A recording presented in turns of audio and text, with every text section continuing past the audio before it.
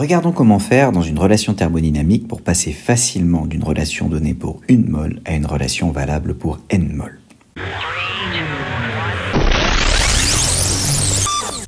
Alors il suffit d'appliquer un petit algorithme tout simple. Si on vous donne une relation valable pour 1 mol, par exemple la loi du gaz de Van der Waals qui s'écrit pour 1 mol, P plus A sur V carré facteur de V moins B est égal à RT, ou alors l'énergie interne associée U égale 3/2 de RT moins A sur V.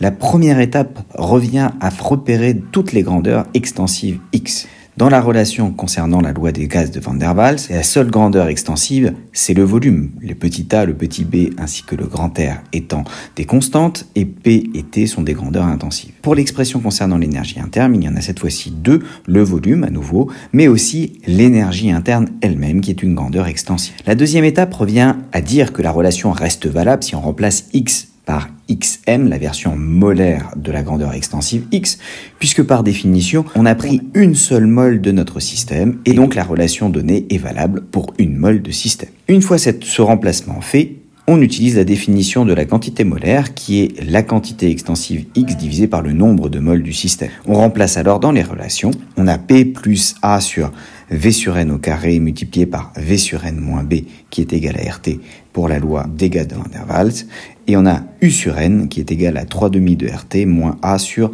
V sur N. Enfin, il ne reste plus qu'à conclure en simplifiant les expressions pour obtenir les équations dans lesquelles on a la dépendance en nombre de moles.